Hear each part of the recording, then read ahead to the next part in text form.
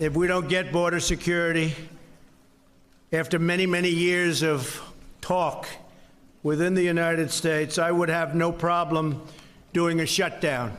It's time we had proper border security. We're the laughing stock of the world. We have the worst immigration laws anywhere in the world. I would be certainly willing to consider a shutdown if we don't get proper border security. Is the funding of the border wall going to wait until after the midterm elections? Probably, and that's something we do have a disagreement on. So you're not worried about a government shutdown before the midterms? No, that's not going to happen. I think it'd be bad politics for the Republican Party to shut the government down.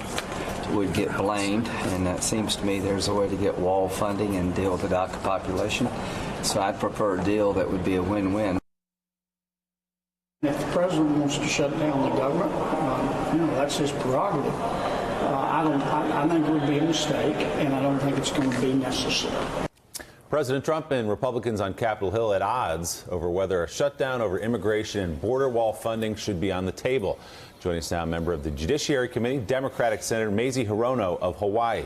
U.S. immigration officials will testify before the Senate Judiciary Committee this morning in a hearing on child separations at the border, and we'll get to that in just a moment. Senator, thanks so much for being with us. Thank you. Just wanted to get your view on this idea of a government shutdown. The president, who for years has promised that Mexico would pay for it, now says he'll shut down the government if Democrats and Republicans in the Senate don't agree to pay for it. What's your reaction?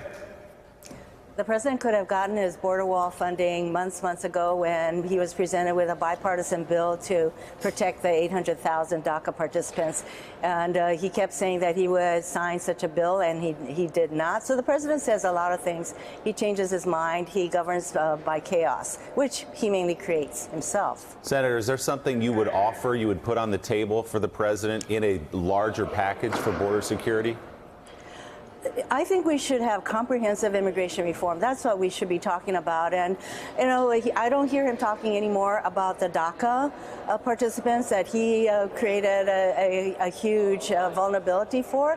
And so the president goes from issue to issue, and it's always about himself all the time, every time, and he throws red meat to his base every time he feels threatened or insecure. I think that's something we can count on from him. So if he came back and said, you know what, on second thought, let's take care of the DACA kids.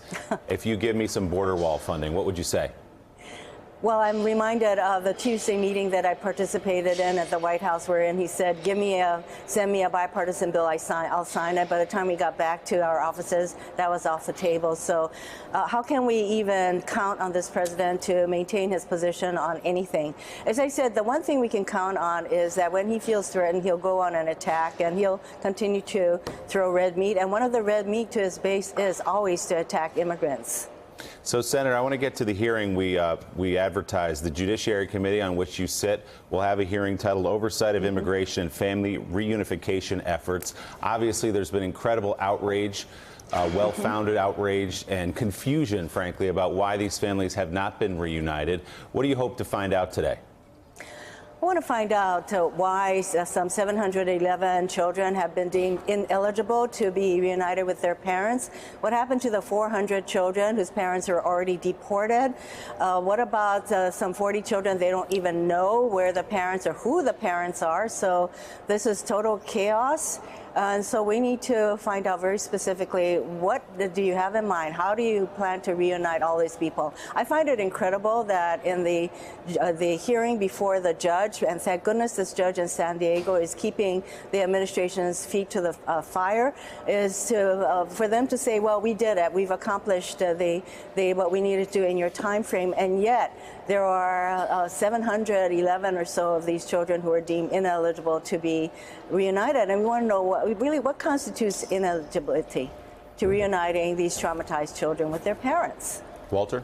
Senator, it's Walter Isaacson, and I want to raise this to a larger issue, because when you said that Trump was willing to accept a bipartisan bill and maybe calm down the immigration thing, and he reverses himself, he does so because he has so infected the Republican Party with an anti-immigrant sentiment that he got backlash from Republicans.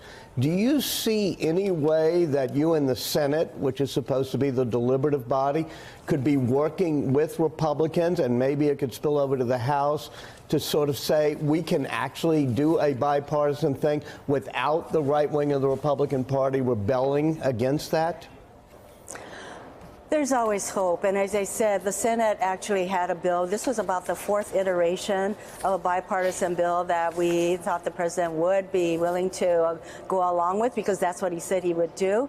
And, you know, I look at it as where the Senate is one body, and while it would be great for the House to wake up to their responsibilities, I think that we should do what we need to do in the Senate to pass a bipartisan bill, which we came up with. So, you know, I'm hopeful that we can do that again.